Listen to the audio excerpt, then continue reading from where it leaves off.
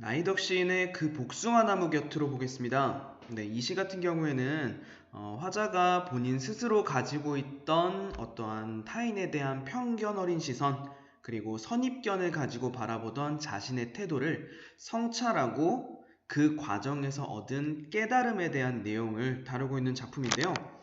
일단 작품 내용 설명하기 전에 먼저 작품의 핵심적인 내용들, 특징부터 살펴보고 들어가도록 하겠습니다.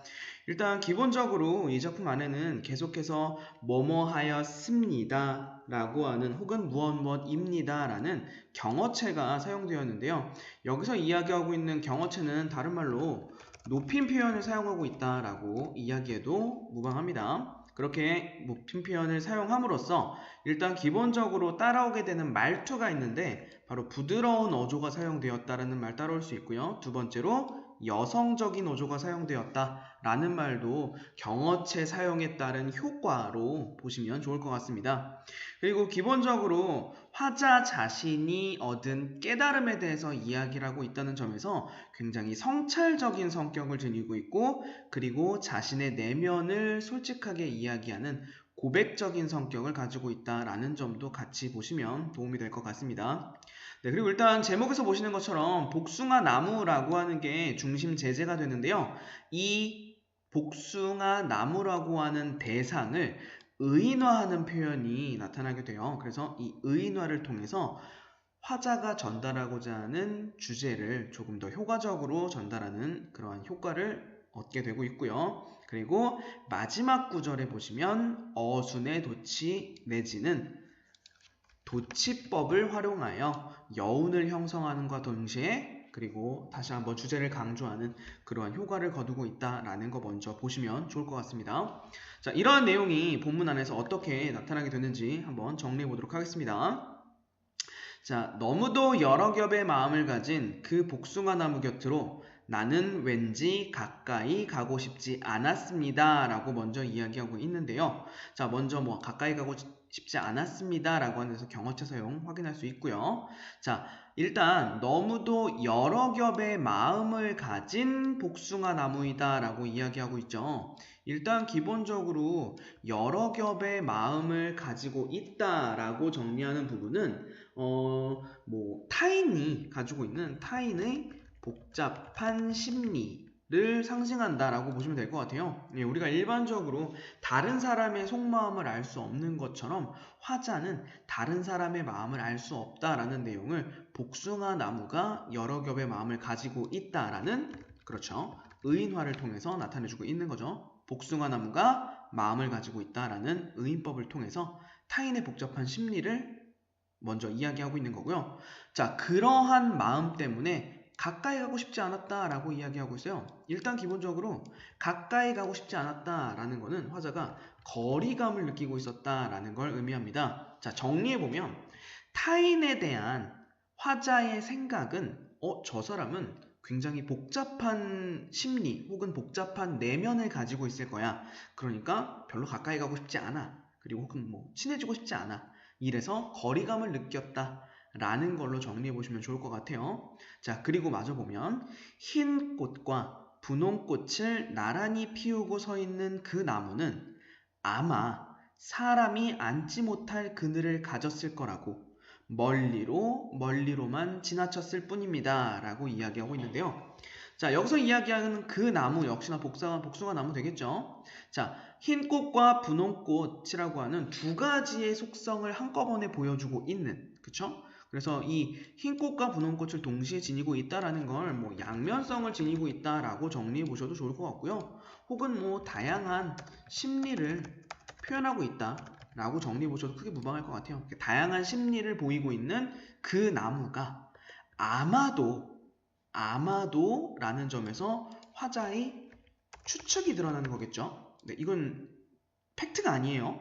네, 화자가 추측하기로 아마도 사람이 앉지 못할 그늘을 가졌을 거라고 화자가 편견과 선입견을 가지고 있었다라고 정리하시면 되겠죠. 그렇게 해서 멀리로만 지나쳤다. 계속해서 거리감과 단절감을 느끼고 있었다라고 정리하시면 좋을 것 같습니다.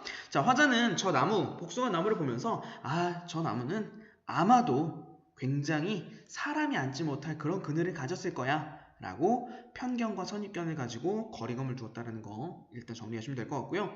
자, 여기서 이야기하고 있는 이 그늘이라고 하는 시요. 그쵸? 사람이 앉을 수 없는 그늘이기 때문에 굉장히 부정적인 이미지를 갖는다는 걸 일단 먼저 정리해 보시면 뒤에 나오는 그늘과 서로 반대되는 의미를 지녔다는 거 이해하기 쉬울 것 같아요. 자, 일단 먼저 사람이 앉지 못할 그늘은 부정적인 의미를 가지고 있다는 것만 먼저 정리해 보겠습니다. 자, 뒤에 넘어가서 자, 눈부셔 알았습니다. 자, 여기서 한번 끊어주면 좋을 것 같아요. 바로 위에서 한번 끊어줄게요. 자, 나는 그 나무를 보고 멀리서 알았습니다가 되죠. 눈부셔 알았습니다가 되는 거죠. 이 부분부터는 이제 화자의 깨달음이 시작되는 겁니다. 그쵸? 그러니까 이 앞부분에서는 화자가 편견과 선입견이라고 하는 태도를 가지고 있었어요. 화자의 태도 1이라고 한다면 편견, 선입견이었던 거죠. 근데 그 태도가 변화됨으로써 깨달음이 된 거죠. 태도 2, 깨달음이라고 하는 거. 그쵸? 이러한 부분에서 화자의 태도 변화가 일어났다라고 하는 거, 이 시에서 가장 핵심이 되는 시상 전개라는 거 정리해 보시면 좋을 것 같아요. 자, 나는 드디어 알게 됐어요. 자, 어떤 것을 알았느냐? 피우고 싶은 꽃빛이 너무 많은 그 나무는 그래서 외로웠지만 외로운 줄도 몰랐을 것입니다. 자, 저 복숭아 나무에 흰 꽃과 분홍 꽃이 동시에 있었던 까닭은 피우고 싶은 꽃빛이 너무 많아서였고요. 그리고 그래서 외로웠을 것이다 라는 점을 알게 되는 거죠. 그쵸? 그러니까 단순히 거리감을 가지고 편견을 가지고 바라보던 거에 대해서 반대로 이 부분에서는 화자가 대상에 대한 이해를 갖기 시작했다는 거예요. 그쵸? 그리고 여기서 이야기하는 거 수천의 빛깔이라고 하는 거. 그쵸? 이게 대상에 대한 이해로 연결이 되는 거고요. 대상의 본질이라고 하는 걸로 연결될 수 있는 거죠. 이해되죠? 자, 흰 꽃과 분홍 꽃 사이에 수천의 빛깔이 있다는 것을 나는 드디어 알게 되었고요. 그리고 그 마음을 읽는데 참 오래 걸렸습니다. 라고 이야기하고 있는 거죠. 그러니까 대상의 마음을 이해하는데 참 오래 걸렸다. 라고 이야기한다라는 거 정리하시면 될 것 같아요. 자, 그리고 마지막 연 가도록 하겠습니다. 흩어진 꽃잎들이 어디 먼 데에 닿았을 무렵이라고 하는 거에서 일단 기본적으로 봤을 때 첫 번째, 흰 꽃과 분홍 꽃이 피어 있다라고 하는 시점에서 쭉 내려와서 아래는 흰 꽃과 분홍 꽃들이 흩어졌어요. 일단 꽃잎이 져서 또 거기서 먼 곳까지 이동해 갔죠. 이 과정에서 우리는 시간의 흐름을 유추해 볼 수 있는 거예요. 자, 근데 여기서 우리가 주의해야 될 점은 단순히 피었던 꽃이 지고 흩어지는 그 물리적인 시간을 이야기하는 게 아니라 이 꽃잎이 변화되는 시간은 화자가 대상에 대해서 이야기하는데 그리고 대상에 대해 이해하는데 그만큼의 시간이 흘렀다라는 걸 상징한다라는 것도 같이 복합적으로 이해해 주시면 좋을 것 같아요. 자, 그렇게 시간이 많이 지났을 무렵 조금은 심심한 얼굴을 하고 있는 그 복숭아나무 그늘 나오죠. 자, 이 복숭아나무 그늘에서 가만히 들었습니다.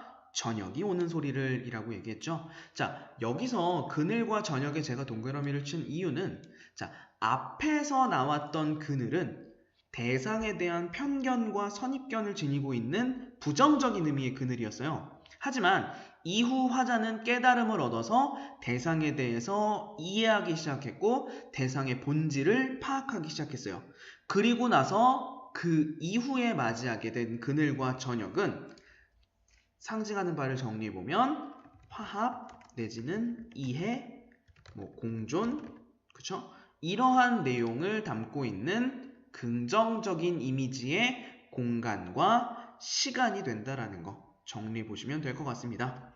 그래서 기본적으로 그 복숭아나무 곁에라고 하는 작품에서는 화자의 인식의 변화라고 하는 부분이 가장 중요한 맥락을 차지하고 있는 부분이기 때문에 이러한 화자의 인식의 변화와 태도의 변화를 중점적으로 해서 이해하시면 조금 더 이해하시기 쉬울 것 같습니다. 자, 뒤쪽에 넘어가서 학습활동 내용 조금만 정리해보고 마무리하겠습니다. 자, 가장 처음에 화자가 복숭아나무에서 인식한 내용을 조금 정리를 해보면요. 일단 뭐 여기에 들어갈 뭐 정확한 뭐 정답이 중요한 게 아니고요. 일단 기본적으로 뭐 처음에 봤던 복숭아나무는 여러 겹의 마음을 가지고 있었다라고 하는 것과 그 다음에 사람이 앉지 못하는 그늘을 가지고 있었다라는 내용 되겠죠. 그 다음에 뭐 수천의 빛깔이 있었다. 그리고 뭐 피우고 싶은 꽃이 많았다. 외로웠지만 외로운 줄도 몰랐다. 이런 식의 인식의 변화가 되는 거겠죠. 자, 핵심적인 부분을 정리해 볼게요. 이렇게 처음에 이야기했던 인식은 화자가 대상에 대한 편견과 선입견이라고 하는 게 가장 핵심이 되는 거였어요. 근데 그 인식이 변화함으로써 대상에 대한 이해와 그쵸? 그 다음에 수용이라고 하는 것으로 인식이 변했다라고 하는 거 정리하시면 될 것 같아요. 그래서 이 인식의 변화라고 하는 부분 있죠? 이 부분이 가장 핵심이라는 거 반드시 기억하시면 좋을 것 같습니다. 자, 자연물에 빗대어 인생을 채움을 노래였대요. 그래서 함축적인 의미를 보자고 합니다. 시어의 의미는 언제든지 우리가 정리해 볼 수 있어야 될 것 같아요. 일단 흰 꽃과 분홍 꽃이라고 하는 거는 우리가 화자가 대상을 볼 때 그냥 겉으로 보였던 모습이거든요. 그래서 대상의 피상적인 모습이다 라고 정리하시면 되는데요. 요 피상적이라는 말 대신에 뭐 표상적이다 내지는 표면적이다 내지는 외면적이다. 이러한 내용들도 같은 의미라는 거 함께 정리해 두시면 좋을 것 같아요. 대상의 피상적인 모습, 표상적, 표면적, 외면적 모습 다 같은 의미입니다. 자, 그리고 사람이 앉지 못할 그늘이라고 하는 건 기본적으로 그렇죠. 선입견이 바탕. 그렇죠? 선입견이 바탕한 부정적인 모습이에요. 그렇죠? 부정적인 모습.